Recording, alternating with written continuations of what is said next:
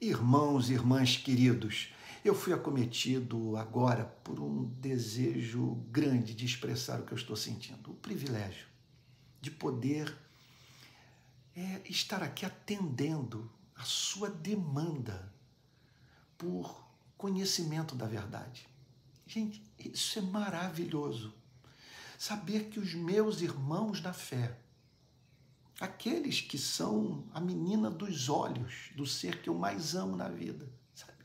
Querem conhecer mais a verdade, a fim de provar do poder da verdade, encarnar a verdade. E eu aqui, sabe, cumprindo esse papel de alguém que, portanto, ajuda os seus irmãos a conhecerem de uma forma um pouco mais ampla o conteúdo da revelação. Olha, eu quero também declarar que eu amo gente como você, sabe? Porque a fé não é de todos.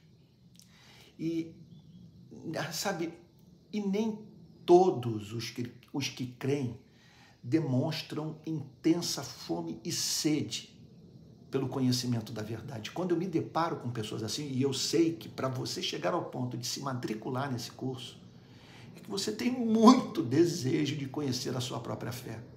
Isso que eu quero afirmar me empolga, sabe? Me mobiliza todos os átomos do meu ser. Bom, vamos para a aula de hoje. Na aula passada eu fiz 5 afirmações sobre a Bíblia. Meu desejo hoje é de fazer outras 5 afirmações sobre o que nós cristãos cremos acerca das Sagradas Escrituras. Bom, mais adiante, em aulas que nós teremos mais à frente, eu vou apresentar o ponto de vista de teólogos renomados sobre tudo que eu estou afirmando. Eu estou, na verdade, aqui pavimentando o caminho, nos ajudando a nos tornarmos familiarizados com a doutrina da revelação, a fim de lá na frente irmos para a história do cristianismo, para a história do desenvolvimento do pensamento cristão. Porque eu faço? Porque, em primeiro lugar, eu quero que você esteja certo que eu não estou inventando religião. Que aquilo que eu falo tem como fundamento não apenas as Sagradas Escrituras, mas aquilo que os pais da igreja ensinaram, aquilo que se encontra no credo apostólico, aquilo que pode ser encontrado na teologia de Agostinho, de Calvino, de Lutero, de Jonathan Edwards, de Bavinck, entre tantos outros. Qual é o valor disso? Ora, o valor deve-se ao fato de que o Senhor Jesus prometeu luz para a sua igreja. Nós temos 2000 anos de história. Seria rematada incredulidade. Sabe? Afirmar que nesses 2000 anos Deus não falou com a sua igreja. Que o Espírito Santo não ajudou as gerações passadas a elaborarem sistemas teológicos que, apesar de não apresentarem conhecimento exaustivo sobre Deus e não responderem a todas as perguntas, trouxeram para a igreja algo que ajudou os cristãos a compreenderem um pouco melhor, sabe, a sua própria fé e ajustarem sua vida à verdade revelada. Então eu estou aqui porque creio no Espírito Santo. Creio que o Espírito Santo revelou o conteúdo das Escrituras, inspirou seus autores a registrarem de modo infalível, inerrante, o conteúdo da revelação, e creio que o Espírito Santo continua assistindo a sua igreja. Ora, nesses 2000 anos de história do cristianismo, sem a mínima dúvida, passaram por esse planeta homens e mulheres melhores do que você e eu, sabe? E que clamaram a Deus por entendimento da verdade. E que tiveram o seu anelo atendido pelo Espírito Santo. Sabe? De modo que o Espírito de Cristo iluminou o texto das Escrituras a fim de que esses irmãos pudessem extrair do texto revelado a verdade e apresentassem, assim, a doutrina na sua singularidade, sabe, com exatidão, revelando sua beleza, e isso também dentro de um sistema de pensamento, de modo que pudéssemos, sabe, a igreja pudesse conhecer a doutrina, e a doutrina à luz do todo e a relação da doutrina com as demais verdades reveladas. Bom, então, eu fiz 5 afirmações na aula passada sobre a Bíblia. Que afirmações foram essas? Primeiro, os cristãos creem que Deus se revelou à humanidade por meio da sua criação e das Escrituras Sagradas. Peço que você, portanto, guarde aí o conceito. Isso é muito importante para a sua formação como teólogo, que você guarde o conceito de revelação geral e revelação especial. A revelação universal que Deus fez de si mesmo por meio da sua criação, e a revelação que não atinge a humanidade como um todo, somente alguns, aqueles para os quais a palavra de Deus foi pregada. A palavra, quer dizer, eu estou falando de Bíblia, estou falando do Antigo e do Novo Testamento, ok? Então, essa revelação que revela de uma forma toda especial o plano redentor de Deus, aquilo que nós não podemos conhecer na revelação geral, sabe? Bom, aí já estou me adiantando a alguns outros pontos, sobre os quais, inclusive, já falei na aula passada. Olha lá, segunda afirmação. A crença numa revelação verbalizada ajusta-se à visão de mundo do cristianismo. O que eu quero dizer é que, em razão de nós cristãos termos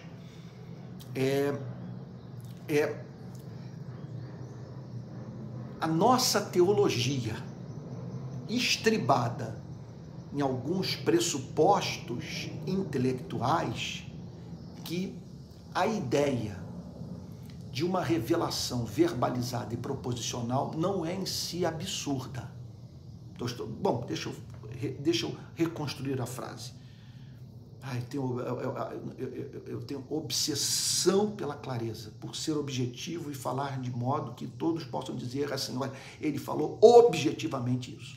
O que eu estou querendo dizer é que nossas pressuposições intelectuais, os pensamentos básicos sobre os quais o cristianismo, a fé cristã está estribada, a nossa visão de mundo, quer dizer, torna a ideia de uma revelação crível. Ela não é absurda. Por quê? Em terceiro lugar, eu fiz uma outra afirmação de fundamental importância para o nosso entendimento da teologia da revelação. A fé cristã parte da pressuposição de que Deus existe e é pessoal. Esse é o fundamento. Não é intrinsecamente absurda, portanto, a ideia de um Deus pessoal se revelar de modo racional a seres pessoais. É isso que eu estou querendo dizer. Não estou nesse ponto dizendo que a Bíblia é a palavra de Deus.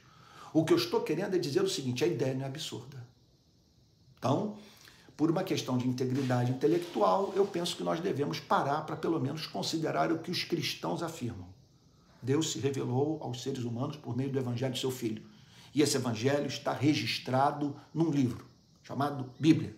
Ok, vamos nos aproximar desse fato. Isso é um fato tão concreto quanto a existência de algo como o pão de açúcar aqui na Baía de Guanabara. Então, eu me aproximo desse fato. Os cristãos declaram que Deus se revelou na Bíblia. Quer dizer, existe uma Bíblia, eu me aproximo da Bíblia. Bom, primeira coisa que eu devo entender ao praticar esse exercício de integridade intelectual é que os cristãos apresentam uma visão de mundo.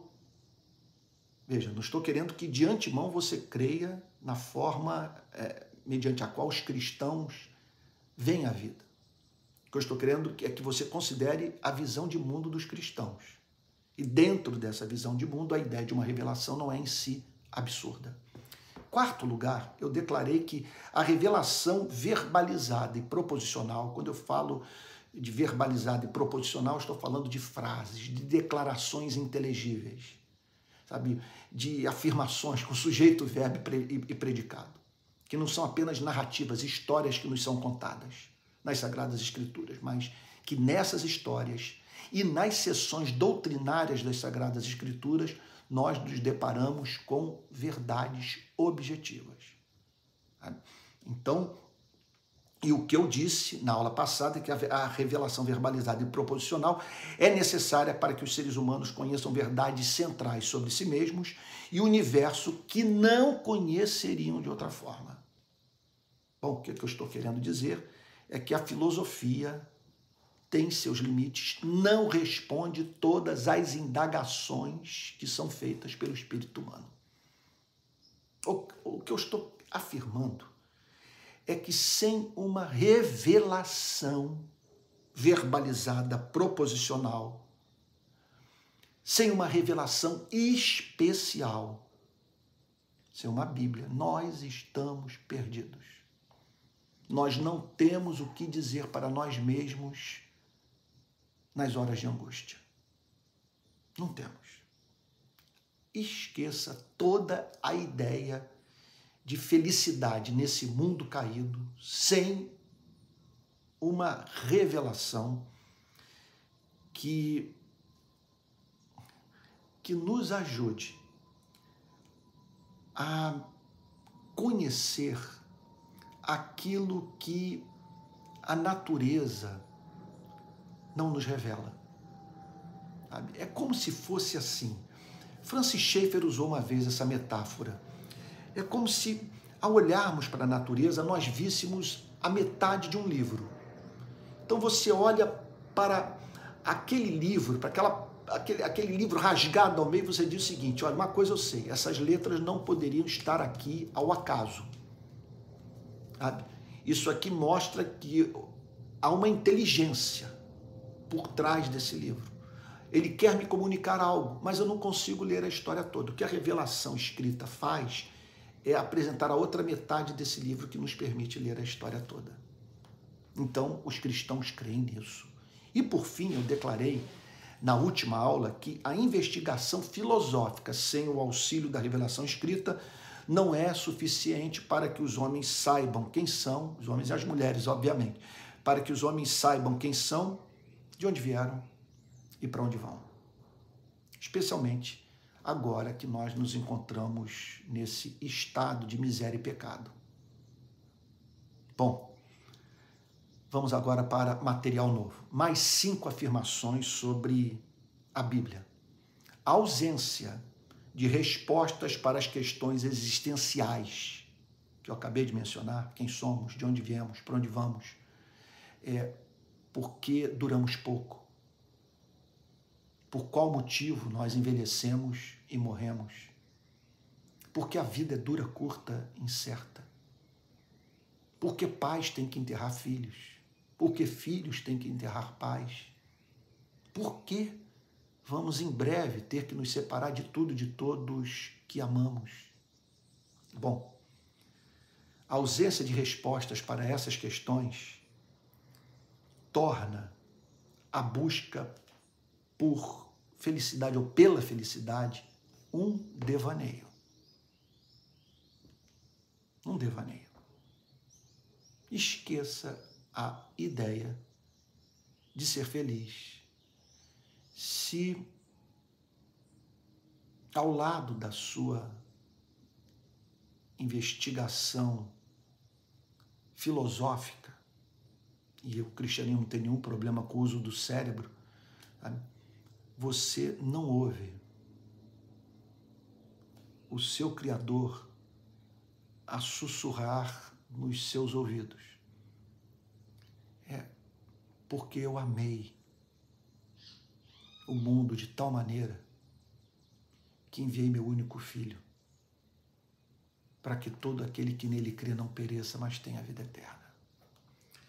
Então, em 7º lugar, apesar do Criador ter deixado marcas da sua glória na sua criação, os seres humanos jamais souberam tirar proveito da revelação que Deus fez de si mesmo na natureza. Então, vamos a esse ponto de fundamental importância. Prometo que mais adiante, de posse da tradição teológica reformada, eu apresentarei os pontos de vista dos teólogos calvinistas sobre essa afirmação que eu estou fazendo, que, me perdoe aqui, dizer que está em plena harmonia com o melhor da tradição reformada. Então, apesar do Criador ter deixado marcas da sua glória na criação, o que é que eu estou querendo dizer?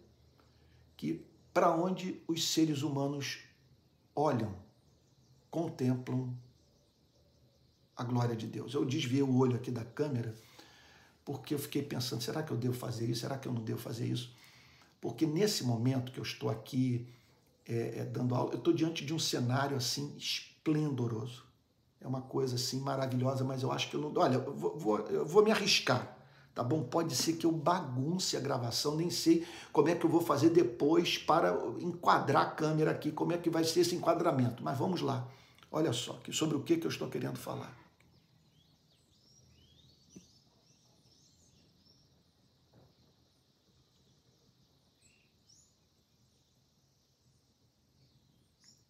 Eita, é muita ousadia, né, você fazer isso.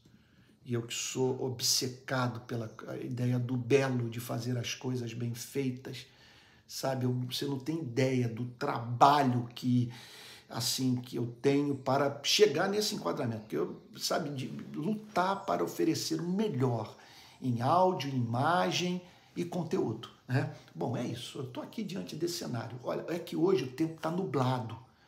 Mas tem dias, especialmente depois de chuva, de sudoeste, quando o tempo subitamente abre, e eu estou fazendo assim porque é um vento leste, é o vento que vai de Niterói para o Rio, né? Niterói sempre mandando coisas boas para o Rio. Então, esse vento, ele limpa o céu. Aí daqui onde eu me encontro, eu consigo ver toda a serra. E eu julgo que essa região aqui, que vai de Friburgo até Miguel Pereira, então essa coisa de, sabe, Lumiar, Muri, Friburgo, meu Deus, Teresópolis, Petrópolis, Itaipava, Nogueira e Miguel Pereira, essa é uma região belíssima, belíssima, das mais belas do Brasil, essas montanhas, coisa extraordinária. Bom, mas o que eu estou querendo dizer é o seguinte, é que os céus proclamam a glória de Deus e o firmamento anuncia as obras das suas mãos. O que eu estou querendo dizer é que, apesar do Criador ter deixado marcas da sua glória na sua criação, como dizia Calvino, para onde o homem lança o olhar, contempla a glória de Deus. Então ele deixou pistas, sabe? Pistas, em cada folha. Eu estou aqui diante de uma floresta, de uma Mata Atlântica esplendorosa. Em cada folha dessa infinidade de árvores que eu posso ver aqui do meu estúdio de gravação, há uma nota, há um bilhetinho deixado por Deus, no qual pode-se ler a frase, eu te amo. Então, apesar do Criador ter deixado marcas da sua glória na sua criação, os seres humanos jamais souberam tirar proveito da revelação que Deus fez de si mesmo na natureza. O que eu estou querendo dizer é que quando os seres humanos se dedicam à elaboração de uma teologia natural, ou de uma teologia baseada na revelação geral, sem a luz da revelação especial, é tragédia.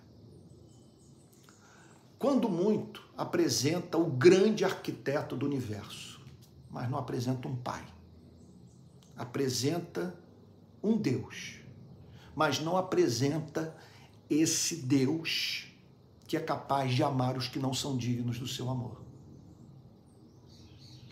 Então, os seres humanos, eu vou morrer afirmando que a natureza proclama a glória de Deus.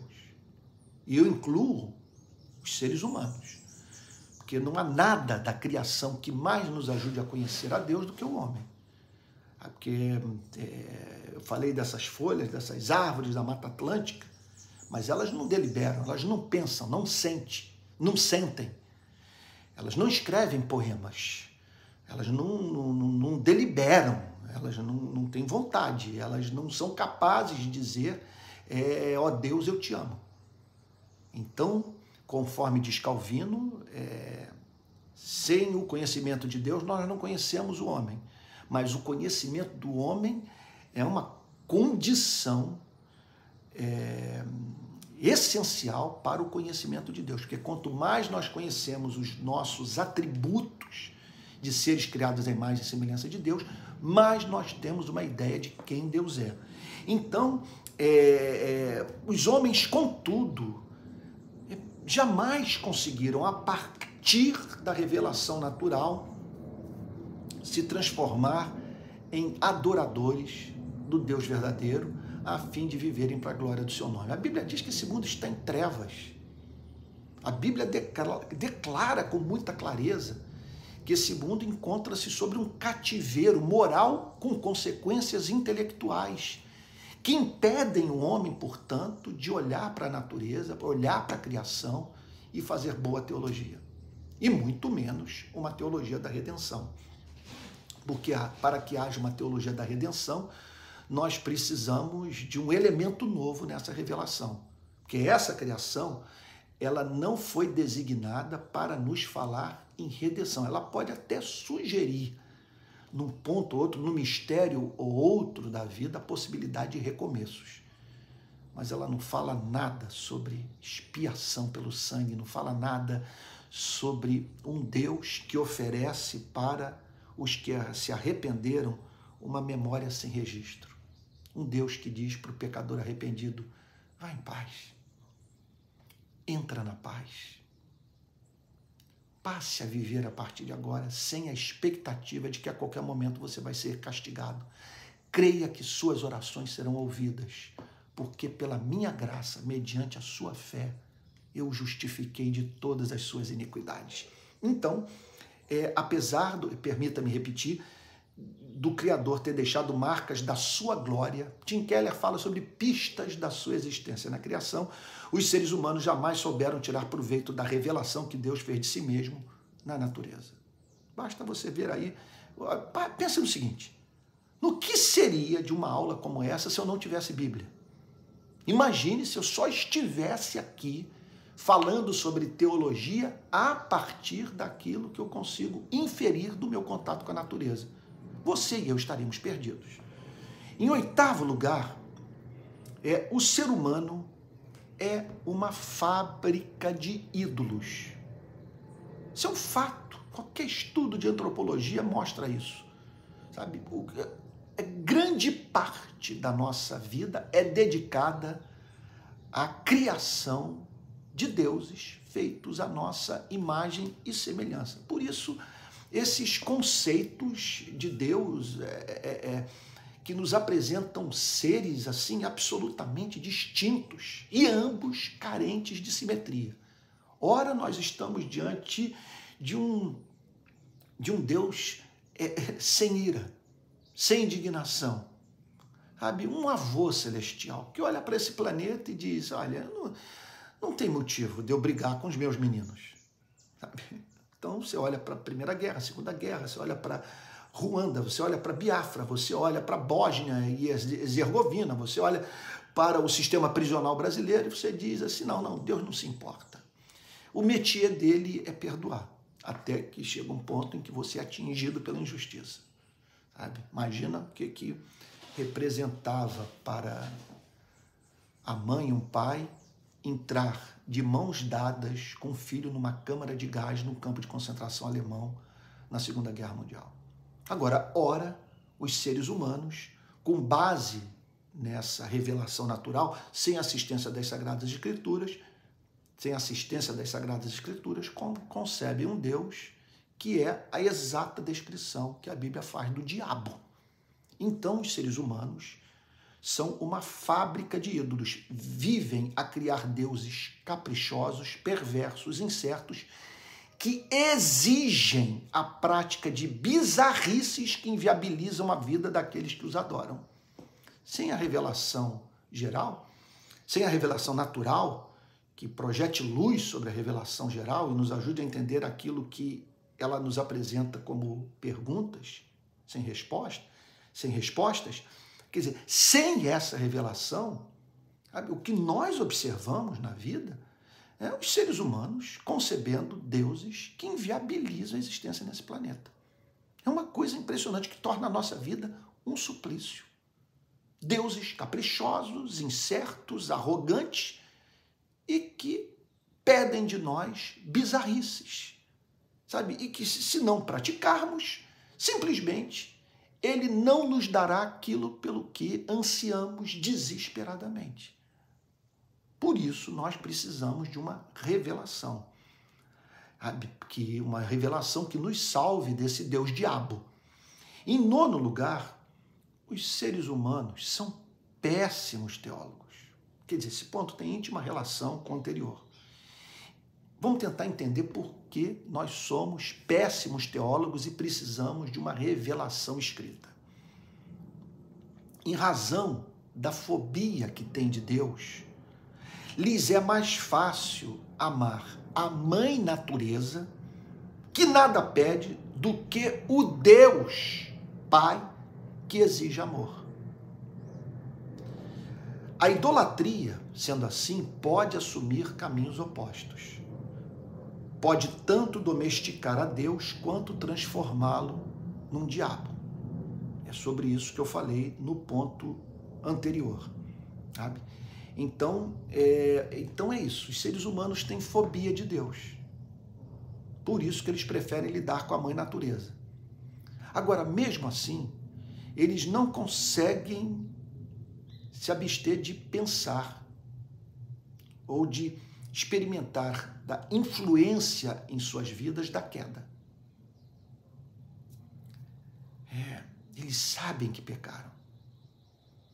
E por isso se mantêm afastados de Deus, porque se aproximarem do Deus contra o qual pecaram, significa para eles, nesse estado de queda, se aproximarem de um Deus que os apavora, que projeta luz sobre as suas imperfeições, que causa agonia moral. Ora, por isso, as bizarrices. Por isso, seres humanos concebendo uma divindade diabólica que pede o que não faz o mínimo sentido dos seres humanos, pura barganha. Por isso nós precisamos de uma revelação, entendo que eu vou dizer aqui, nos apresente uma religião pura. A palavra, eu sei que tem suas conotações negativas, mas o modo de nós nos relacionarmos com Deus, livre dos condicionamentos impostos pela culpa proveniente da queda, que nos conduz a transformar Deus num diabo que exige de nós trabalho duro a fim de que possamos pagar pelos nossos pecados. Bom, 10º e último ponto.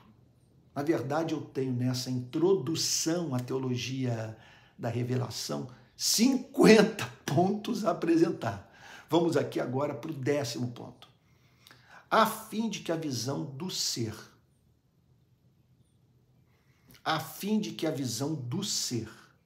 e dos atributos de Deus não se transformasse em mera projeção humana, vou repetir, a fim de que a visão do ser e dos atributos de Deus não se tornasse mera projeção humana, um Deus criado à imagem e semelhança do homem, como diz Feuerbach, aprove ao Criador, pelo seu infinito amor, revelar-se aos seres humanos por meio das Escrituras, que são os óculos, aqui eu estou plagiando Calvino, que são os óculos por meio dos quais enxergamos o que nos era imagem difusa.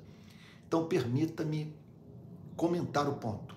A fim de que a visão do ser e dos atributos de Deus não se tornasse mera projeção humana, a fim de que a nossa teologia não fosse exclusivamente determinada pelo nosso ethos, pela cultura na qual nós nos encontramos, a fim de que essa teologia não fosse, portanto, subproduto de condicionamentos impostos por essa religião fóbica, sabe? A fim de que nós conhecêssemos o Deus verdadeiro, que torna o culto que lhe é devido natural e espontâneo. Então, a fim de que essa visão não se transformasse em mera projeção humana, aprove ao Criador. Pelo seu infinito amor, eu diria que o amor de Deus por nós nos faz esperar uma revelação.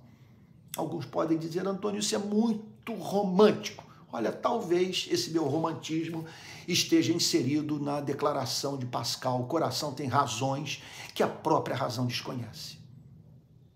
Sabe? Eu olho, portanto, para o meu Criador, eu entendo que não é possível que ele seja inferior a mim, não é possível que o amor que eu tenho pelos meus 3 filhos seja maior do que o amor que ele tem pelos seres humanos. Então, eu o tenho como um Deus de amor. E por tê-lo como um Deus de amor, eu espero que ele entre nas minhas trevas e, por pura compaixão, me comunique algo, porque eu estou em desespero. Eu quero viver, mas eu duro pouco. Está lembrado lá do Blade Runner, do caçador de androides? Todos esses momentos, lá está o androide morrendo, que representa a espécie humana. Sabe? Todos esses momentos ficarão perdidos no tempo, como lágrimas na chuva. Eu preciso dessa revelação. Então, o meu amor, quer dizer, o amor que Deus tem por mim, torna crível essa revelação. Então, aprove ao Criador, pelo seu infinito amor, os cristãos pressupõem que a Bíblia existe porque Deus é bom. Então, aprove ao Criador, pelo seu infinito amor, revelar-se aos seres humanos por meio das Escrituras. A Bíblia é puro amor. Sabe? Olha, eu me lembro de um tempo atrás, eu fui na casa de um amigo que estava em estado terminal. Eu encontrei em posição fetal com um livro em cima da sua cama. A Bíblia. Jamais nós veremos a imagem de um ser agarrado a algum livro de Sócrates. Sócrates não deixou nada escrito, tudo que nós sabemos dele foi escrito por Platão, né? Então, eu jamais vi uma pessoa agarrada a um tratado de filosofia, agarrada a um tratado de filosofia, buscando nele encontrar consolação para as suas angústias de alma. Estou falando aqui, não estou dizendo, veja só, a desgraça de ensinar é que às vezes você faz uma afirmação e você está pensando do que afirmou enquanto prossegue o pensamento. Deixa eu aqui fazer uma volta, né, um retorno. Não estou dizendo que Sócrates nunca escreveu. O que eu estou querendo dizer é que o que nós sabemos dele, nem estou dizendo que Sócrates foi jogador do Corinthians e da seleção brasileira, tá bom? O que eu estou dizendo é que um dos pais da filosofia grega clássica, ou do estágio mais alto do desenvolvimento intelectual do pensamento grego, da Grécia, sabe? Sócrates, tudo que nós sabemos dele nos veio através de Platão. E o que eu estou querendo dizer é que nesse nosso desespero nós jamais encontramos consolação plena na filosofia. A filosofia nos ajuda a pensar de modo racional, a filosofia estabelece os fundamentos de uma boa epistemologia, a filosofia nos faz fazer boas perguntas à vida. Eu sou apaixonado por filosofia e acredito que todo teólogo deveria ter conhecimento filosófico. Agora, veja só, sem a revelação de Deus, a filosofia não dá conta das nossas questões. Elas demandam uma revelação. Permita-me repetir. Então, Deus, pelo seu infinito amor, revelou seus seres humanos por meio das Escrituras, que são os óculos por meio dos quais enxergamos o que nos era a imagem difusa. Porque nós vemos, o que Pascal dizia, né, que há luz suficiente para convencer todos aqueles que querem crer. E há trevas suficientes para deixar na incredulidade todos aqueles que não querem crer. Então, esse mundo tem os seus mistérios. Nós vivemos também perante uma natureza que nos apavora. Sabe? Então, nós lidamos com muitos fatos na vida, especialmente o problema do mal. O mal que acomete os seres humanos, que é praticado pelos seres humanos. E aí nós ficamos a pensar, mas o que houve? Por que um Deus todo-poderoso e bom permitiu que tais coisas acontecessem? Então, o que as Escrituras tencionam fazer é, diante dessa imagem difusa, em razão dessa miopia da qual nós somos portadores, sabe? As Escrituras propiciam, sabe, os óculos da revelação verbalizada e proposicional que nos permitem ver aquilo que nós não conseguiríamos jamais enxergar com mais exatidão. Então é isso que os cristãos acreditam. Vamos lá? 5 afirmações dessa aula de hoje. Vamos lá. A ausência de respostas para as questões existenciais. Quem somos, de onde viemos, para onde vamos, porque duramos pouco, sabe? Porque o homem nascido da mulher vive breve tempo. Como nos reconciliarmos com o Deus contra o qual nós pecamos? Por que caímos? O que está por trás da existência do mal? E, sabe? Ou seja, a ausência de respostas para as questões existenciais torna a busca pela felicidade um devaneio. Em 7º lugar, eu declarei que, apesar do Criador ter deixado marcas da sua glória na sua criação, os seres humanos jamais souberam tirar proveito da revelação que Deus fez de si mesmo na natureza. Existe uma teologia natural, mas os condicionamentos do pecado impedem o homem de formulá-la com equilíbrio, com simetria, com beleza, sabe? De modo que essa teologia o aproxime de Deus. Agora, veja só. Meu Deus, isso é importante ser dito. A queda, ela não representa apenas o ser humano não fazer uma boa teologia. A queda pode também fazer com que o ser humano, apesar de elaborar uma teologia que poderíamos dizer que contém, em muitos dos seus aspectos, aquilo que a revelação verbalizada ensina, sabe? Veja só, é possível que a queda opere dessa maneira. O ser humano, a partir do contato com a natureza, da teologia geral, da natural, chegou a algumas conclusões verdadeiras sobre Deus. Agora, uma coisa é você conhecer a Deus por meio da revelação geral. Outra coisa é você o amar. E o mesmo vale para a revelação especial. Você pode crer no Deus da revelação especial e não ver a excelência dele e não o amar. Olha, é importante que isso seja frisado, sabe? Porque há o conhecimento da mente, mas essa salvação só é consumada quando atinge o coração, quando vem acompanhada de confiança que deságua em amor. Então, apesar do Criador ter deixado marcas da sua glória na sua criação, os seres humanos jamais souberam tirar proveito da revelação que Deus fez de si mesmo na natureza. 8º ponto, o ser humano é uma fábrica de ídolos, vive a criar deuses caprichosos, perversos, incertos, que exigem a prática de bizarrices que inviabilizam a vida daqueles que os adoram. Por isso nós precisamos de uma revelação. Por isso que Jesus é chamado de luz do mundo, que ele nos salva dessas loucuras, dessas asneiras que líderes religiosos põem na boca de Deus. Em 9º lugar, os seres humanos são péssimos teólogos. Em razão da fobia que têm de Deus, lhes é mais fácil amar a mãe natureza, que nada pede, do que o Deus Pai, que exige amor. A idolatria pode assumir caminhos opostos.